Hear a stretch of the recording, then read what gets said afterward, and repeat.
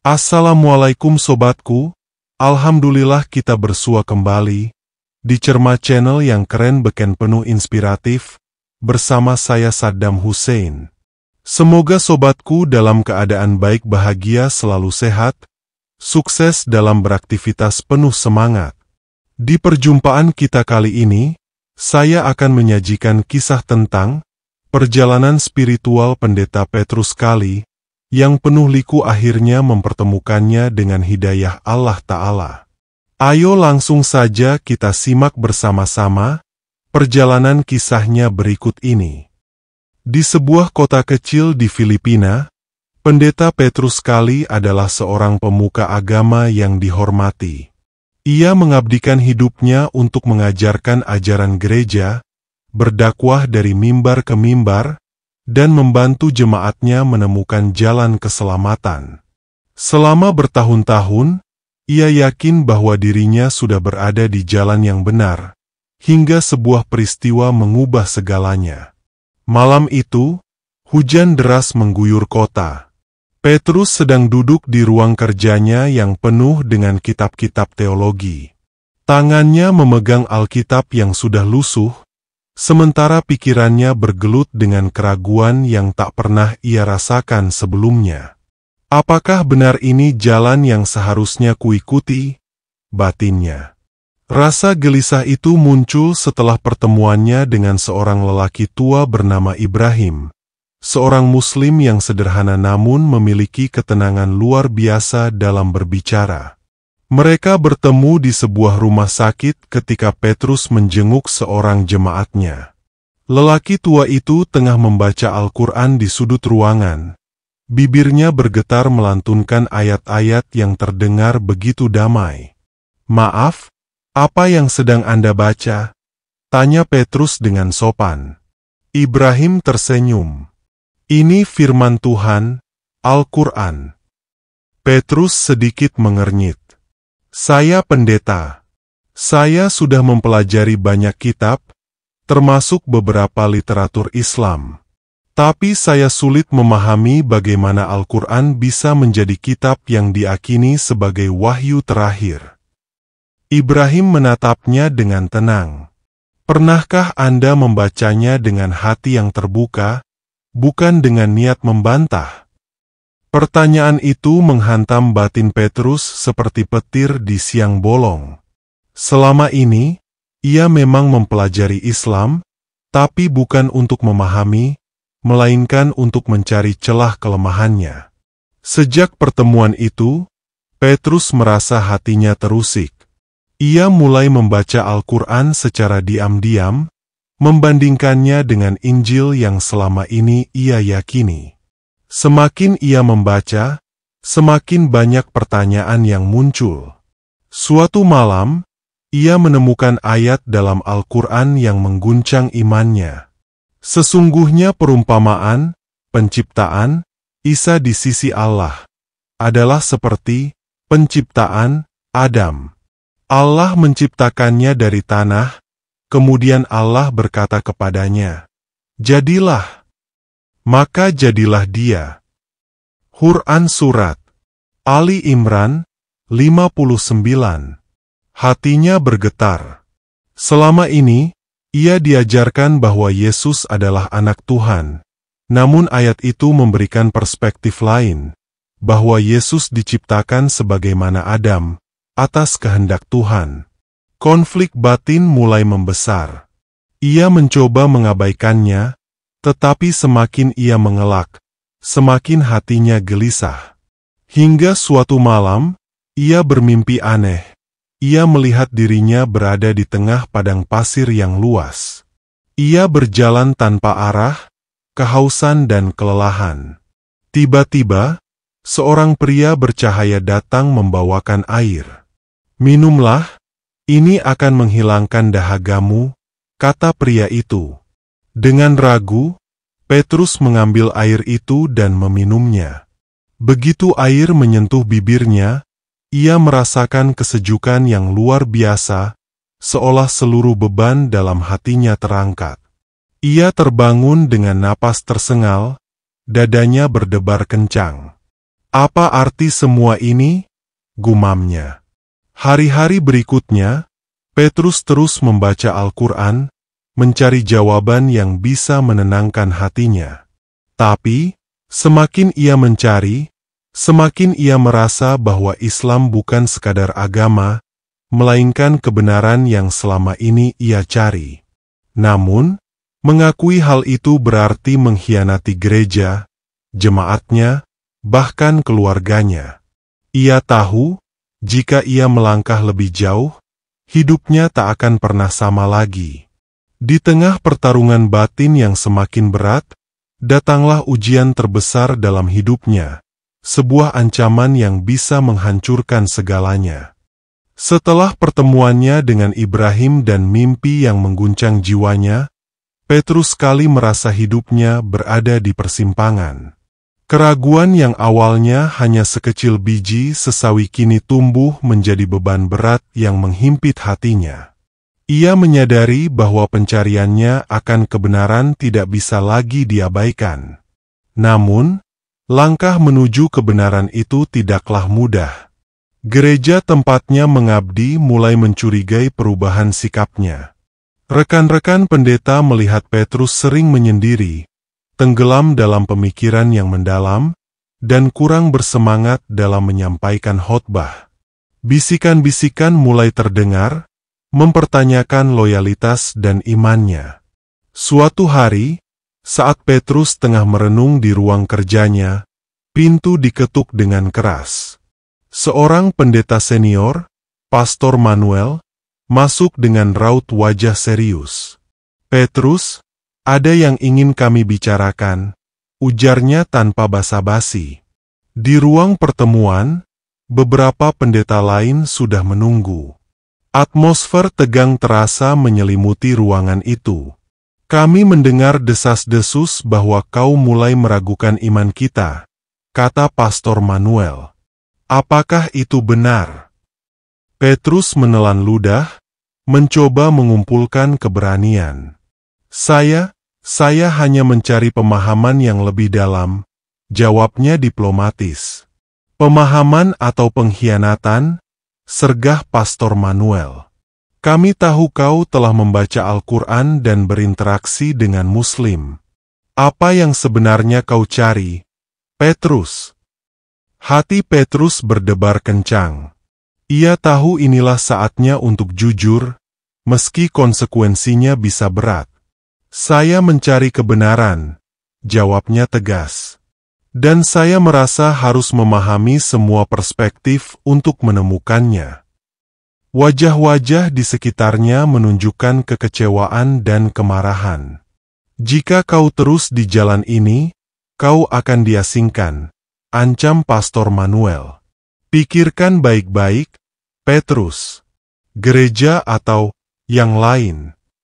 Setelah pertemuan itu, Petrus merasa dunianya runtuh.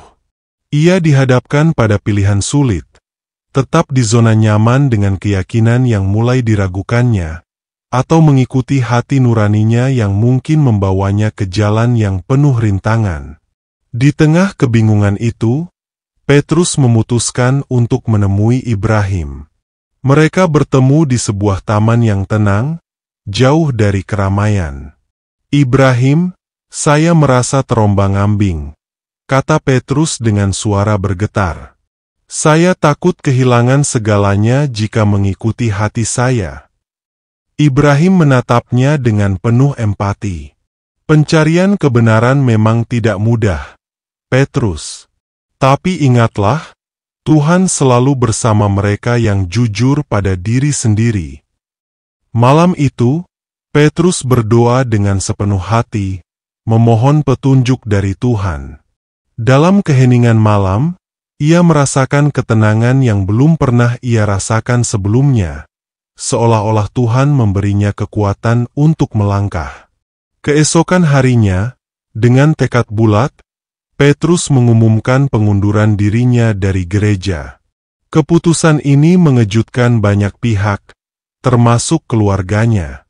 Istrinya menangis, anak-anaknya bingung, dan rekan-rekannya merasa dikhianati. Namun, Petrus tahu bahwa jalan menuju kebenaran tidak selalu mudah. Dengan bimbingan Ibrahim, ia mulai mempelajari Islam lebih dalam, menghadiri kajian, dan berdiskusi dengan para ulama.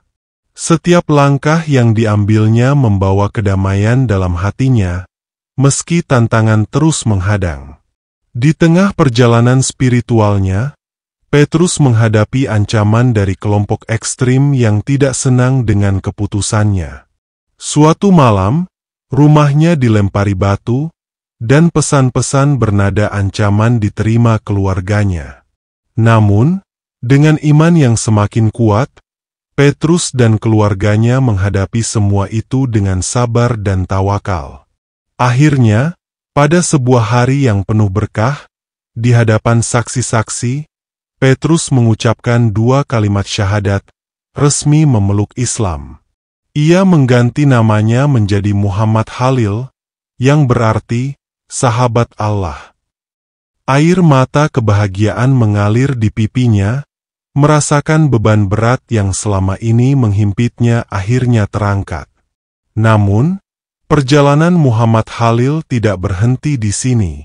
Tantangan baru menantinya, termasuk bagaimana ia akan berdakwah dan menyebarkan pesan kebenaran yang telah ditemukannya di tengah masyarakat yang masih meragukannya. Sahabat inspiratifku yang berbahagia, setelah mengucapkan 2 kalimat syahadat dan resmi memeluk Islam dengan nama baru, Muhammad Khalil, kehidupan Petrus kali berubah drastis. Keputusan monumental ini tidak hanya mempengaruhi dirinya, tetapi juga keluarganya dan komunitas di sekitarnya. Keluarga Muhammad Khalil menghadapi tekanan sosial yang luar biasa. Istrinya, Maria, yang sebelumnya aktif dalam kegiatan gereja, merasa terasing dari komunitas lamanya. Anak-anak mereka mengalami perlakuan berbeda di sekolah, bahkan beberapa teman menjauh. Namun, dengan dukungan suaminya, Maria mulai mempelajari Islam dan menemukan kedamaian dalam ajaran baru tersebut. Tetangga dan masyarakat sekitar pun terbelah. Ada yang mendukung keputusan Muhammad Khalil, melihatnya sebagai pencarian spiritual yang tulus. Namun, tak sedikit yang mencibir dan menganggapnya sebagai pengkhianat. Rumah mereka beberapa kali menjadi sasaran vandalisme, dengan coretan-coretan bernada kebencian di dinding. Meskipun menghadapi berbagai rintangan, semangat Muhammad Khalil untuk menyebarkan kebenaran Islam tak pernah surut. Ia mulai berdakwah, menceritakan perjalanannya dari seorang pendeta menjadi seorang Muslim. Ceramah-ceramahnya menarik perhatian banyak orang, baik yang ingin mengetahui Islam lebih dalam maupun yang penasaran dengan alasannya berpindah keyakinan. Dalam salah satu ceramahnya, Muhammad Khalil berkata, "Saya menemukan cahaya dalam Islam yang selama ini saya cari. Kebenaran yang membawa kedamaian sejati dalam hati." Namun, dakwahnya tidak selalu diterima dengan tangan terbuka. Beberapa kelompok ekstrim mencoba mengintimidasinya, bahkan mengancam keselamatannya. Suatu malam, sekelompok orang tak dikenal melempari rumahnya dengan batu, memecahkan jendela dan merusak properti. Meski demikian, Muhammad Khalil dan keluarganya tetap tegar, meyakini bahwa ujian ini adalah bagian dari perjalanan iman mereka. Melihat keteguhan dan keberanian Muhammad Khalil, komunitas Muslim setempat memberikan dukungan penuh. Mereka membantu memperbaiki rumahnya yang rusak, menyediakan keamanan, dan mengundang Muhammad Khalil untuk berbicara di berbagai acara keagamaan. Kehadirannya menjadi inspirasi bagi banyak orang, menunjukkan bahwa hidayah bisa datang kepada siapa saja yang mencarinya dengan hati tulus.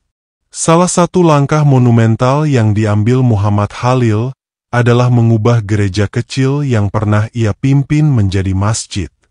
Dengan izin dari otoritas setempat dan dukungan dari komunitas, Bangunan itu direnovasi dan diresmikan sebagai tempat ibadah umat Islam.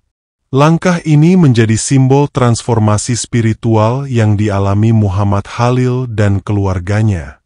Perjalanan Muhammad Khalil dari seorang pendeta menjadi pendakwah Islam adalah bukti bahwa pencarian kebenaran memerlukan keberanian, keteguhan, dan pengorbanan. Meskipun menghadapi berbagai rintangan dan ancaman, ia tetap istiqomah di jalan yang diyakininya benar. Kisahnya menginspirasi banyak orang untuk terus mencari cahaya kebenaran, meski jalan yang ditempuh penuh liku dan tantangan. Setelah mengubah gereja kecilnya menjadi masjid, Muhammad Khalil menyadari bahwa langkah berikutnya adalah membangun hubungan harmonis antara komunitas Muslim dan non-Muslim di kotanya. Meskipun telah menghadapi berbagai tantangan dan ancaman, ia yakin bahwa dialog dan pemahaman antaragama adalah kunci untuk menciptakan perdamaian. Muhammad Khalil memulai inisiatif dengan mengundang pemuka agama lain untuk berdialog. Ia mengadakan pertemuan di masjid yang dulunya adalah gereja, sebagai simbol transformasi dan keterbukaan. Dalam pertemuan tersebut, ia berbicara tentang perjalanan spiritualnya dan pentingnya saling memahami.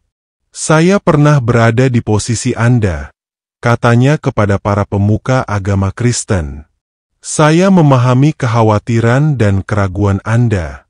Namun, melalui dialog ini, saya berharap kita bisa menemukan titik temu dan membangun jembatan perdamaian." Meskipun awalnya mendapat respon skeptis, perlahan-lahan beberapa pemuka agama mulai membuka diri. Mereka menghargai kejujuran dan ketulusan Muhammad Khalil dalam menyampaikan pengalamannya. Untuk memperkuat hubungan antar komunitas, Muhammad Khalil menginisiasi program sosial bersama. Ia mengajak umat Muslim dan Kristen untuk bekerja sama dalam kegiatan seperti bakti sosial, bantuan kepada fakir miskin, dan program pendidikan. Melalui kerjasama ini, prasangka dan stereotip antar komunitas mulai terkikis. Salah satu program yang sukses adalah pembangunan pusat kesehatan gratis yang dikelola bersama oleh relawan Muslim dan Kristen. Pusat kesehatan ini melayani semua lapisan masyarakat tanpa memandang latar belakang agama, menunjukkan bahwa kerjasama lintas iman dapat membawa manfaat nyata bagi komunitas. Tantangan dan penolakan. Namun, upaya Muhammad Khalil tidak selalu berjalan mulus. Ada kelompok-kelompok ekstrim di kedua belah pihak yang menentang inisiatifnya. Mereka menganggap bahwa berinteraksi dengan lawan adalah bentuk pengkhianatan terhadap iman. Suatu malam, pusat kesehatan yang baru dibangun diserang oleh sekelompok orang tak dikenal. Fasilitas dirusak, dan pesan bernada kebencian ditinggalkan di dinding. Insiden ini hampir memicu konflik antar komunitas, namun Muhammad Khalil segera mengambil tindakan. Ia mengumpulkan pemuka agama dan tokoh masyarakat untuk meredakan ketegangan. "Kekerasan hanya akan memecah belah kita," ujarnya. "Kita harus bersatu melawan kebencian dengan cinta dan pengertian." Dengan kerja keras dan pendekatan persuasif, situasi berhasil dikendalikan. Pusat kesehatan diperbaiki, dan operasionalnya dilanjutkan dengan semangat yang lebih kuat. Upaya gigih Muhammad Khalil dalam membangun perdamaian akhirnya mendapat pengakuan. Ia diundang untuk berbicara di berbagai forum nasional dan internasional tentang pengalamannya dalam membangun harmoni antaragama. Kisahnya menjadi inspirasi bagi banyak orang, menunjukkan bahwa perubahan dan perdamaian dimulai dari langkah kecil namun penuh keberanian. Perjalanan Muhammad Khalil dari seorang pendeta menjadi pendakwah Islam dan pejuang perdamaian adalah bukti bahwa transformasi spiritual dapat membawa dampak positif bagi komunitas. Meskipun menghadapi berbagai rintangan, Dengan keteguhan hati dan niat tulus, ia berhasil membangun jembatan perdamaian antara umat beragama. Kisahnya mengajarkan bahwa dialog, kerjasama, dan saling pengertian adalah kunci untuk menciptakan dunia yang harmonis. Sahabat inspiratifku yang berbahagia, setelah berhasil membangun jembatan perdamaian antara komunitas Muslim dan non-Muslim di kotanya, Muhammad Khalil menghadapi ujian keimanan yang semakin berat. Meskipun banyak yang mendukung upayanya, ada pula pihak-pihak yang merasa terancam dengan perubahan yang ia bawa. Suatu malam, ketika Muhammad Khalil dan keluarganya tengah beristirahat, terdengar suara keras di luar rumah. Ketika diperiksa, mereka menemukan pintu rumah telah dicoret dengan kata-kata bernada ancaman. Tak hanya itu, beberapa jendela rumah pun pecah akibat lemparan batu. Maria, istri Muhammad Khalil, tampak ketakutan. Apa yang harus kita lakukan? Anak-anak juga mulai merasa tidak aman, ujarnya dengan suara gemetar. Muhammad Khalil menarik napas dalam-dalam, mencoba menenangkan diri dan keluarganya. Kita harus tetap tegar. Ini adalah ujian dari Allah. Kita tidak boleh mundur. Kabar tentang ancaman yang diterima keluarga Muhammad Khalil segera menyebar. Komunitas Muslim setempat, yang telah merasakan manfaat dari upaya perdamaian yang ia lakukan, segera bergerak. Mereka bergotong royong memperbaiki kerusakan di rumah Muhammad Khalil dan memasang sistem keamanan tambahan. Tak hanya itu, beberapa tokoh agama dari berbagai keyakinan juga datang memberikan dukungan moral. Mereka menyatakan solidaritas dan menegaskan bahwa tindakan intimidasi tersebut tidak mewakili ajaran agama manapun. Di tengah tekanan yang semakin besar, Muhammad Khalil sering merenung dan memohon petunjuk kepada Allah. Ia menyadari bahwa perjalanan menuju kebenaran tidaklah mudah dan penuh dengan rintangan. Namun, setiap kali ia merasa goyah, ia teringat akan tujuan awalnya, mencari ridha Allah dan membawa kebaikan bagi sesama. Dalam salah satu doanya, ia berkata, "Ya Allah, berikanlah aku kekuatan untuk menghadapi segala cobaan ini. Jangan biarkan aku goyah dalam keimanan dan perjuanganku."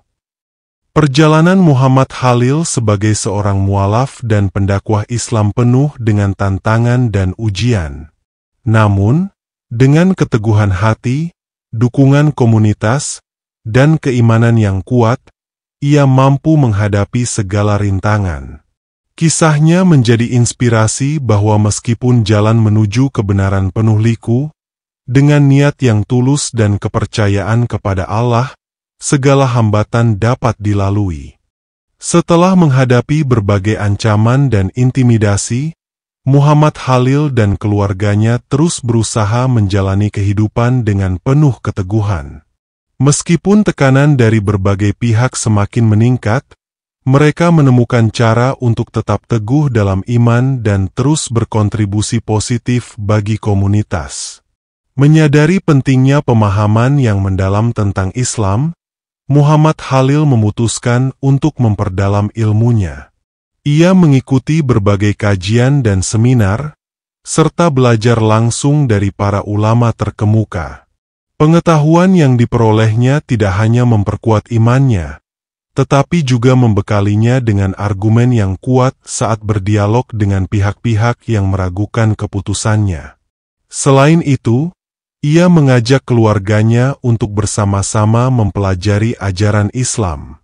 Mereka rutin mengadakan sesi belajar di rumah, membahas tafsir Al-Quran, hadis, dan sejarah Islam.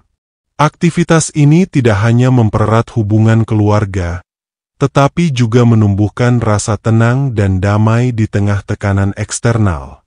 Melihat pentingnya persatuan di tengah perbedaan, Muhammad Khalil menginisiasi pembentukan komunitas inklusif yang terdiri dari berbagai latar belakang agama. Tujuannya adalah menciptakan ruang dialog yang sehat dan konstruktif, di mana setiap individu dapat berbagi pandangan tanpa rasa takut atau prasangka. Komunitas ini mengadakan berbagai kegiatan bersama, seperti diskusi lintas agama, bakti sosial, dan program kemanusiaan lainnya. Melalui interaksi ini, stereotip dan prasangka perlahan terkikis, digantikan oleh rasa saling menghormati dan pengertian. Meskipun upaya perdamaian terus dilakukan, tidak semua pihak menyambutnya dengan baik. Ada kelompok-kelompok yang merasa terancam dan berusaha menghalangi langkah Muhammad Khalil. Namun, dengan kebijaksanaan dan kesabaran, ia selalu mencari solusi yang damai. Dalam salah satu insiden, sekelompok orang mencoba mengganggu acara dialog antaragama yang diadakan komunitasnya. Alih-alih merespons dengan konfrontasi, Muhammad Khalil mendekati mereka dengan sikap ramah dan mengajak mereka berdialog. Pendekatan ini berhasil meredakan ketegangan dan membuka pintu komunikasi yang sebelumnya tertutup. Perjalanan Muhammad Khalil dalam menemukan kedamaian di tengah badai adalah bukti bahwa dengan iman yang kuat, pendidikan, dan pendekatan inklusif, seseorang dapat mengatasi berbagai rintangan. Kisahnya mengajarkan bahwa perdamaian dan keharmonisan dapat dicapai melalui dialog, pemahaman, dan keteguhan hati. Setelah berbagai upaya membangun perdamaian dan memperdalam pemahaman tentang Islam, Muhammad Khalil merasa kehidupannya mulai menemukan keseimbangan. Namun, ujian terbesar belum usai. Sebuah tantangan baru muncul, menguji keteguhan iman dan komitmennya terhadap jalan yang telah dipilih. Suatu hari, Muhammad Khalil menerima kabar bahwa sahabat lamanya, Pastor Andreas, yang dulu sempat menentang keputusannya memeluk Islam, meninggal dunia. Kabar ini mengguncang hatinya. Meskipun berbeda keyakinan, hubungan mereka sangat dekat sejak masa muda. Muhammad Khalil merasa bersalah karena hubungan mereka sempat renggang akibat perbedaan agama. Ia merenung, apakah aku telah cukup berusaha menjembatani perbedaan ini? Apakah aku telah menunjukkan kasih sayang yang seharusnya? Dalam kegelisahannya, Muhammad Khalil menghabiskan lebih banyak waktu untuk berdoa dan merenung. Ia memohon petunjuk kepada Allah agar diberikan ketenangan hati dan kekuatan untuk menghadapi perasaan bersalahnya. Suatu malam, dalam sujudnya yang panjang, ia merasakan kedamaian yang belum pernah dirasakannya sebelumnya. Seolah-olah Allah memberinya pemahaman bahwa segala sesuatu terjadi atas kehendaknya, dan yang terpenting adalah niat tulus dalam setiap tindakan. Setelah melalui masa-masa refleksi, Muhammad Khalil memutuskan untuk melanjutkan perjuangannya dengan semangat baru. Ia menyadari bahwa perbedaan adalah bagian dari kehidupan, dan tugasnya adalah menjadi jembatan yang menghubungkan berbagai pihak. Ia mulai mengadakan lebih banyak dialog antaragama, mengajak komunitas untuk saling memahami dan menghormati. Dengan pendekatan yang lembut dan penuh kasih, ia berhasil menginspirasi banyak orang untuk melihat melampaui perbedaan dan bekerja sama demi kebaikan bersama. Perjalanan Muhammad Khalil penuh dengan ujian dan tantangan. Namun, dengan keteguhan iman, refleksi diri, dan komitmen terhadap perdamaian, ia mampu mengatasi segala rintangan. Kisahnya mengajarkan bahwa meskipun perbedaan bisa menjadi sumber konflik, dengan kasih sayang dan pengertian, kita dapat menciptakan harmoni dan kedamaian. Demikian sahabat inspiratifku, kisah ini saya sajikan. Semoga bermanfaat dan menginspiratif dalam kehidupan kita untuk tetap berada di dalam kebenaran. Cahaya naungan petunjuk Allah Ta'ala Sang Maha Pencipta. Atas segala perhatian dan dukungan subscribe-nya. Saya ucapkan terima kasih, semoga menjadi nilai kebaikan. Sampai berjumpa kembali di kisah-kisah inspiratif lainnya. Saya Saddam Hussein mohon pamit undur diri dan saya ucapkan wassalamualaikum warahmatullahi wabarakatuh.